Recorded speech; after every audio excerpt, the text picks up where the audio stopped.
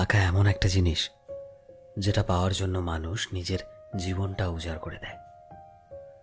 মানুষ বলে যে টাকা সবকিছু হয় না, কিন্তু সত্যি তো এটাই যে টাকা ছাড়া মানুষের কোনো অস্তিত্ব নেই। হাসপাতালের অসুস্থ মানুষটা জীবনে বাঁচা মরার সাথে লড়াই করে চলেছে, কিন্তু ডাক্তারের প্রথম কথা হলো আগে টাকা জমা করো, তারপর চিকিৎসা হবে। স্কুলে পড়লে টাকা, কলেজে শিক্ষা নিতে গেলেও টাকা, আর চাকরিতে সম্মান টাকার কাছে হার মেনে যায়। কোথাও গেলে টাকাটাই সবার আগে দরকার হয়। টাকা থাকলেই মানুষ মানুষকে মানুষ ভাবে। টাকা ছাড়া মানুষটা যতই সৎ ভালো মানুষ হোক না কেন, সমাজ সেই মানুষটাকে অবহেলা করতে শুরু করে। বাস্তব তো এটাই যে টাকা শুধু দরকারই হয় না, আজকের মানুষের প্রয়োজন হয়ে উঠেছে। যার কাছে টাকা আছে সেই ঠিক, সে সব থেকে বড়, সে সবচেয়ে বড় সম্মানের যোগ্য।